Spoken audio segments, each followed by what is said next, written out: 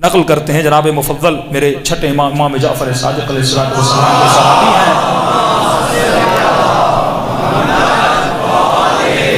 یہ طریقہ ہے محمد اور آل محمد کا. بیٹھے ہوئے ہیں, کہتے ہیں ایک بندہ آیا جو مشرک تھا, وہ جناب مفضل کے سامنے پروردگار عالم کو اور اللہ کی شان میں مثلا تثلیث کے قائل ہوتے ہیں, اجزاء الہی کے قائل ہوتے ہیں, ترکیب خداوندی کے قائل ہوتے ہیں. اس نے ایسی ایسی باتیں کی, جناب مفضل کو غصہ آ گیا, اور غصہ آ گیا تو اس نے اس کو بہت برا بلا کہا. تو وہ شخص کھڑا ہو گیا, اس نے کہا مفضل اگر کوئی لوجیکل بات کرنی ہے تو مجھ سے کرو, میں یہ گالیاں نہیں سنوں گا, یہ برا بلا کہنا تمہارا نہیں سنوں گا. اگر مجھ سے کوئی کلام کرنا ہے تو کلام کرو, اگر واضح دلیل دو گے تو میں تیری دلیل کو مان لوں گا. وہ کہا مفضل اگر تو جعفر ابن محمد کا دوست ہے تو میں نے جتنی باتیں یہاں کی ہیں اس سے زیادہ باتیں ان کی خدمت میں کی تھی, لیکن انہوں نے مجھے اف تک نہ کہا. کہ اگر ان کے ماننے والے ہو تو اخلاق تیرے اندر انہی کا ہونا چاہیے. انہوں نے نہ کبھی مجھ سے مجادلہ کیا نہ کچھ کیا, پہلے کمپلیٹلی میری بات کو سنتے تھے, سننے کے بعد مجھے مختصر مفید ایسی دلیل دیتے تھے کہ مجھے لاجواب کر دیتے تھے. کہ مفضل اگر تیرے وجود میں اخلاق ہے تو انہی کا اخلاق ہونا چاہیے, رفتار ہے تو انہی کی رفتار ہونی چاہیے. اب سنیے یہ اختلاط, امام سے پوچھا کہ مولا یہ جو ہم آپس میں اختلاط ہے نا کہ مسیحی, یہودی, مسلم, کافر, یہاں سے ویسٹرن ورلڈ میں لوگ جاتے ہیں اور اکثر یہ سوال کرتے ہیں کہ مولانا ان کے وجود میں اتنا اخلاق ہے کیوں ہے, حالانکہ مسلم نہیں ہے. تو کل میں نے اس کا بتایا, لیکن اختلاط کے کچھ فائدے معصوم بتاتے ہیں. فرمایا جب تم ان کے ساتھ مختلط ہوتے ہو نا تیرے اندر امیونٹی پاور بڑھتا ہے.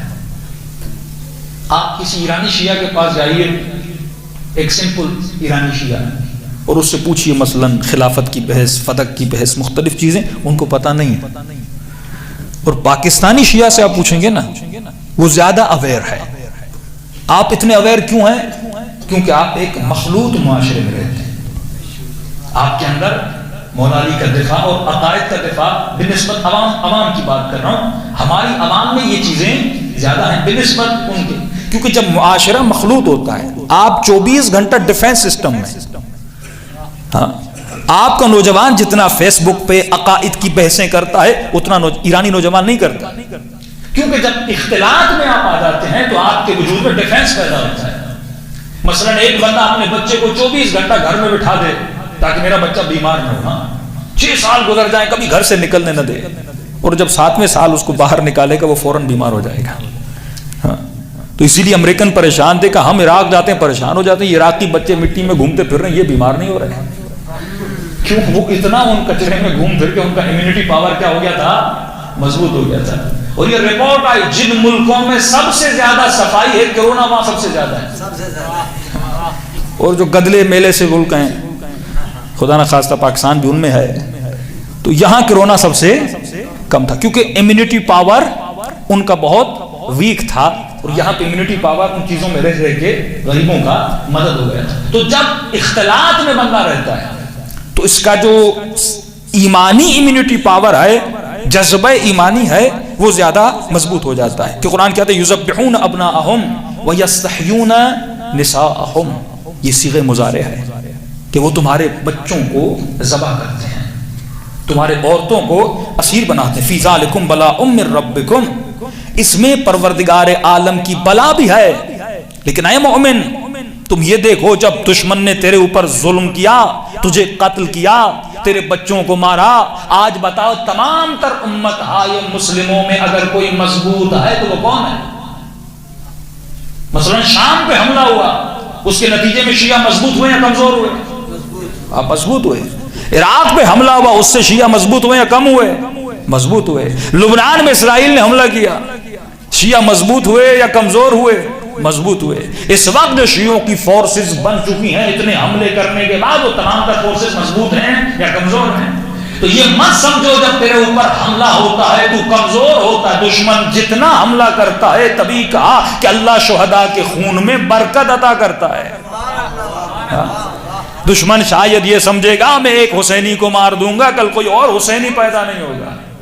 خدا اس خون میں اتنی برکت عطا کرتا ہے کہ کربلا میں ایک حسین شہید ہوئے تھے اور اس خون کے صدقے میں لاکھوں حسینی اب تک شہید ہو چکے ہیں، پیدا ہوئے ہیں، فکر حسینی بلند ہوئی ہے۔ تو ایک تو یہ جو نظام اختلاط ہے یہ تیرے وجود میں امیونٹی سسٹم کو مضبوط کرتا ہے، تیرے اندر امیونٹی پاور کو مضبوط کرتا ہے، لیکن دوسری طرف یہ بات بھی یاد رکھنا اس اختلاط میں ایک نقصان بھی ہے۔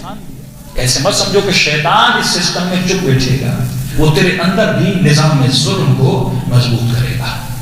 کہا کہ حق کا نظام یہ تھا کہ تیرے اندر توحید کو مضبوط کرے، قولوا لا الہ الا اللہ تفلحوا، اللہ کا کلمہ پڑھو اور کامیابی کے میدان میں آگے بڑھو۔ لیکن شیطان کا کلمہ یہ نہیں، الہی سسٹم تجھے اللہ کا عابد بناتا ہے، شیطانی سسٹم اور شیطان کا نظریہ یہ ہے کسی اور کی عبادت نہیں کرنی، اپنی عبادت کرنی ہے۔ منیت انانیت کے سسٹم کو مضبوط کرتا ہے، اور آج یہ سسٹم بڑا ابھرتا ہوا نظر آ رہا ہے۔ بارہا میں کہہ چکا یہ ممکن نہیں کہ میں شیطانی سسٹم میں رہ کر الہی پیغام کو بڑھاؤں، یہ امپاسبل ہے، یہ ہو ہی نہیں سکتا۔ آج جو سسٹم تبرج کہ ہر بندہ خود کو دکھانا چاہتا ہے، نام حسین کا لیتا ہے، نام امام زمانہ کا لیتا ہے، لیکن دکھانا کس کو چاہ رہا ہے؟ خود کو چاہ رہا ہے۔ بندہ بس اسی چیز کے پیچھے کہ مجھے زیادہ سے زیادہ فیس بک کے لائک مل جائے، اب کچھ بھی کروں بس مجھے لائک مل جائیں، میرے فالوور بن جائیں۔ اگر کسی کو گالی دینے سے میرے فالوور بنتے ہیں بنے، اگر بدن کو عریان کرنے سے فالوور بنتے ہیں بنے، اگر فحاشی میں جا کر فالوور بنتے ہیں بنے، کیونکہ وہی سسٹم جو سسٹم ظلم ہے، جو صرف بندے کو چاہتا ہے تیرے اندر انانیت اور منیت پیدا ہو جائے، میں دیکھا جاؤں، اب اس دکھنے کے لیے مجھے کچھ بھی کرنا ہے کروں گا۔ اور ایک طرف سسٹم حسین ہے کہ جتنا چھپا سکتا ہے چھپا، شیطان کہتا ہے جتنا دکھا سکتا ہے دکھا، مال دکھا، دولت دکھا، امیری دکھا، اپنی گاڑی دکھا، اپنے گھر دکھا، بیٹی کی شادیاں کر تو دکھا لوگوں کو تیرے پاس کتنا ہے۔ اور سسٹم علی کا ہے کہ رات کے اندھیروں میں چھپا چھپا کے دے رہے ہیں۔ 3 دن تک کوفے کے یتیموں کو پتا نہیں تھا کہ رات کے اندھیرے میں تقسیم کرنے والے کون تھے۔ ایک چھپانے والا سسٹم ہے، ایک دکھانے والا سسٹم ہے۔ یہ حسین کا نام بھی لے رہا ہے تو دکھا دکھا کر، شہرت پرستی، انانیت کہ بس میں دیکھا جاؤں۔ افسوس تو تب ہوتا ہے مجھے نہیں ملتا سوائے کربلا، اور وہ بھی کیونکہ ظلم کا سسٹم تھا اور بی بی مجبور تھی ان خطبوں کے دینے پر، بقائے سسٹم کی بات تھی۔ لیکن اس کے علاوہ مجھے دکھائیے کہ ایون دین کی تبلیغ کے لیے بھی پوری زندگی میں سیدہ لوگوں میں آئی ہوں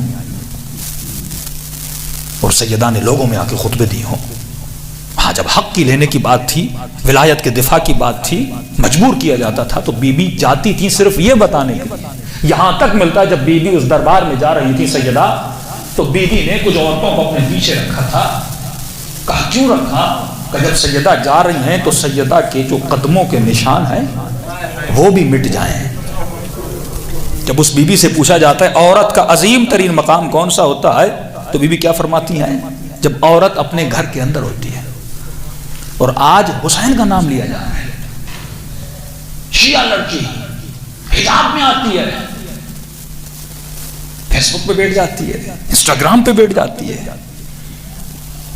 اپنی اداؤں سے اپنے فالوورز کو بڑھا رہی ہو، کہہ رہی ہے مولانا میں تو حجاب میں آتی ہوں۔ تم کس سسٹم کو فالو کر رہی ہو؟ یہ سسٹم جو تبرج جاہلی کا سسٹم تھا، اس سسٹم میں مولا علی گریہ کر رہے تھے کہ جب عورت گھر سے باہر آتی ہے اور جب لیڈنگ پوزیشن پہ آتی ہے تو پھر جنگ جمل رونما ہو جاتی ہے۔ اس کو حضور کیسے بڑھتا ہے؟ اسی سسٹم کے ذریعے سے میں پیغام حسین کو بڑھانا چاہ رہا ہوں۔ نوح خانوں کی ٹیمیں بن رہی ہیں، لڑکیاں نوحیں پڑھ رہی ہیں۔ کیا حسین سے درد ہے یا اپنی انانیت، اپنی محبت، یا اپنے فالوور کو بڑھانا ہے؟ اس کو خوشی یہ ہوتی ہے کہ میں نے نوحہ پڑھا، یا خوشی یہ ہوتی ہے کہ میرے 50,000 فالوور ہیں؟ اس نے پوری زندگی میں ایک کوشش نہیں کی. اگر تجھے 70,000 لوگوں کے لائک مل جائیں، اگر تو کوشش کرتی تجھے ایک لائک جناب سیدہ کا مل جاتا، ایک لائک جناب زینب کا مل جاتا. مردوں میں بیٹھ کر خواتین آ کے خطابات ادا کر رہی ہیں. پوچھے خود سے کہ میں نے دین پڑھا ہے، یہ دین کی کس شک میں تجھے اجازت ہے کہ تم اس طرح باہر نکلو؟ کیا اتنی ضرورت ہے کہ علماء کم ہو گئے ہیں کہ خواتین میدان میں آ کے لوگوں کو بتائیں گی کہ دین کیا ہوتا ہے اور ایمان کیا ہوتا ہے؟ اور ابھی تو خاتون ہے، میں نے حیرت ہوئی مجھے. اب بتاؤں گا کہ ایک سسٹم کون سا ہے جس سسٹم کے مقابلے میں امام حسین نکلے تھے، کہ کہہ رہی ہیں اسلامی حجاب یہ ہے کہ صرف اپنا ادھر تک حجاب کیا جائے جو نماز کا حجاب ہوتا ہے، چہرہ نکلا ہوا. یہ ایکسٹریمزم ہے جو اپنے چہرے کو چھپاتے ہیں. سیدہ فاطمہ ایکسٹریمسٹ تھی، انتہا پسند تھی. بی بی زینب انتہا پسند تھی. بی بی معصومہ قوم انتہا پسند تھی. وہی پلورلزم کا تصور کہ حق و باطل کو جمع کرو، ایک ایسا دین کو پیش کرو. کا مولانا زمانہ ایسا ہو گیا ہے، اگر تجھے زمانے کے ساتھ چلنا تھا پھر امام زمانہ کا انتظار کیوں کر رہا ہے؟ امام اس پورے سسٹم کو بدلیں گے. سوال یہ ہے تو اس سسٹم کے لیے تیار ہے کہ نہیں ہے؟ اگر امام زمانہ کو وہی امام حسین کا کام کرنا ہے. امام حسین نے کیا کیا؟ کربلا پہنچے، لوگوں کی چھانٹی کی جائے. کربلا پہنچے، ہزاروں نے خط لکھے تھے، 72 نکلے امام حسین کے پاس آئے. جتنا حسین قریب ہوتے جا رہے تھے اتنا لوگ حسین سے دور ہوتے جا رہے تھے. جتنا حسین کربلا آ رہے تھے اتنے جو سیاہیاں تھیں، جو ظلمتیں تھیں، وہ حسین سے دور ہو رہی تھی، اور جو نورانی وجود رکھتے تھے وہ حسین کے قریب آ رہے تھے. یہ چھانٹی ہو رہی تھی کہ پتہ چلے نورانی کون ہے اور ظلمانی کون ہے. رسول خدا فرمائی، رسول خدا نے اسلام مسلمانوں کو بنایا، اور جب علی کی ولایت کا اعلان کیا اب پتہ ہونا تھا کہ کس کے وجود میں مقام تسلیم ہے. کتنے لوگ بچے؟ 4 5 6 7 بچے. ابو ذر ہے، مقداد ہے، سلمان ہے، زبیر ہے، چند لوگ ہیں تو علی کی ولایت کے پرچم کے نیچے آتے ہیں. اور یہی امام لوگوں کو حسن کے لیے تیار کرتے ہیں. ہر امام نے اپنے آنے والے کو تیار کیا ہے. کس کے لیے تیار کیا؟ حسن نے لوگوں کو حسین کے لیے تیار کیا. مولا حسین نے امام زین العابدین کے لیے تیار کیا. امام زین العابدین محمد باقر کے لیے تیار کیا. واللہ اگر امام حسن کے لشکر میں یہ دیکھو کہ کتنے شیعہ تھے جو مولا حسن کو بے حیثیت امام معصوم تسلیم کرتے تھے، 100 لوگ بھی نہیں ملیں گے. وہ بے حیثیت فرزند علی، بے حیثیت نواز رسول، بے حیثیت حکومت اور مال غنیمت کی لالچ میں امام حسن کے لشکر میں آئے تھے. جب یہ لقب دینا کہ اس نے تو ہمیں ذلیل کر دیا، جب یہ کہنا کہ جب خیمے میں امام حسن کے گئے کہ حسن نے صلح کر دی، اس پہ اگر کل وقت ملا تو امام حسن پہ تھوڑی گفتگو کروں گا. کہ حسن نے صلح کر دی، ارے ہم تو آئے تھے تاکہ مال غنیمت کو لوٹے، اس کا مطلب ہمیں کچھ بھی نہیں ملے گا. اتنی انویسٹ کر کے اپنے گھوڑوں کے ساتھ آئے، اپنے گھر سے خرچہ اور گندم اٹھا کر آئے تاکہ غنیمت سے ہمیں کچھ ملے گا. اب حسن نے صلح کر دی، اس کا مطلب کچھ بھی نہیں ملے گا. کہ جو کچھ ہے لوٹو. پہلے امام حسن کے خیموں کو لوٹا. جب سب کچھ، یہاں تک کہ وہ پانی کا جو کوزہ تھا نا وہ بھی لوٹ کے چلے گئے. سسٹم دیکھو نا، برات نہیں ان لوگوں میں. اس سسٹم میں فسق و فجور و مال دنیا کی محبت سے اور غنائم کی محبت سے ابھی تک یہ برات نکلی نہیں ہے. ایک شخص کہتا ہے جب اندر گیا کوزہ ہر چیز لٹ چکی تھی، میری نگاہ حسن کے پاؤں کے نیچے مصلے پر پڑی، اور مولا حالت نماز میں کھڑے ہیں. یہ ملعون مصلہ کھینچتا ہے اور منہ کے بل امام حسن زمین پہ گر جاتے ہیں. یہ وہ سسٹم ہے جس سے امام تجھے دوری کروانا چاہتے ہیں.